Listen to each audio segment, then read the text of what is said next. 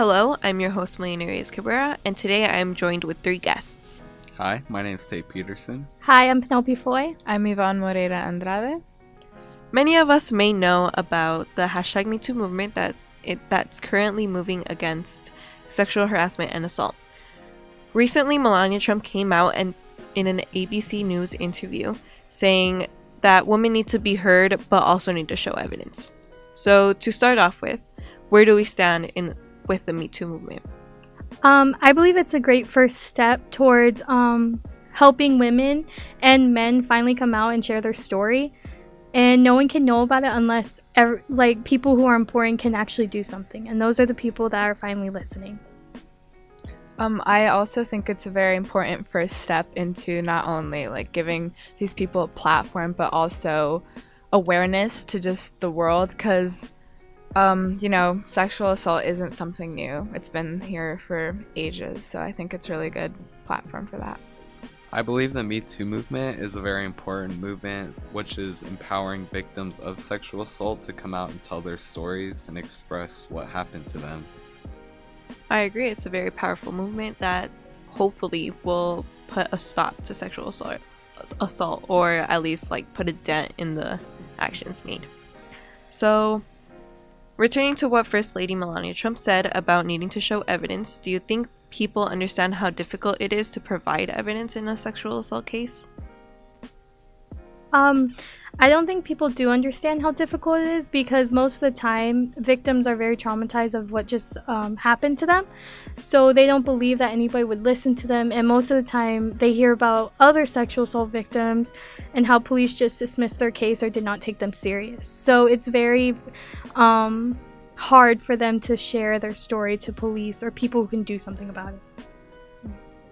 And when victims come out and tell their side of the story, exposing their deepest secret, how do you think it makes them feel when they're just dismissed and their story is flipped to make the assaulter the victim?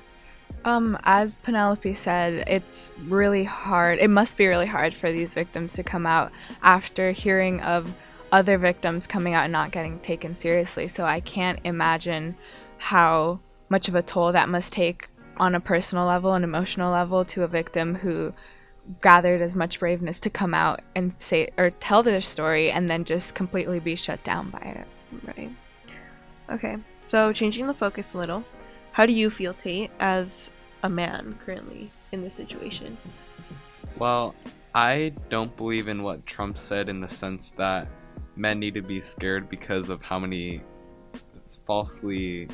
men are being falsely accused of sexual assault, because first of all, sexual assault or being falsely accused of sexual assault isn't a common thing in general, and also there's no reason to be afraid if you've done absolutely nothing wrong in the first place. So And how do you ladies feel about it? Honestly, ever since I was a little kid, I've always been taught to how it's never safe for me to be alone. So when I'm walking home or coming home from school, it's just I'm very aware, and I can't even, walk around with my headphones in. I have to be totally aware. I get catcalled, and that's very scary. I can't go to the bathroom alone. So I don't think people really understand why women are always in groups, because women look out for other women. Yeah, the fact that our president had the audacity to say something as it's a dangerous time for men when it's always been a dangerous time for women, and it's not really I can understand where that comes from, that false fear of getting falsely accused, but as Tate said, there's nothing to be afraid of if you're innocent. And I think the whole Me Too movement is just here to show people like our president that there's always been a fear. So Yeah, I agree. I feel as if it should be a scary time for everyone, men, women, and children, because there is always the possibility of being sexually assaulted. Mm-hmm. It shouldn't be a scary time for the assaulters because they know what they did, and if they're gonna act on that sexual assault thought, they should at least take the blame for it because they did it and they should be punished for it. So, do you guys have any final comments on this? I actually do. It's very hard being a teenage girl because I'm still in the very developing age, and whenever I am, walking to the store, in the store, I always get eyes thrown at me, and it's usually older men, and I don't like being alone at all. And I don't think like my brothers or my uncles, they fully understand that. So I just want men out there to understand how scary it is to be a girl here.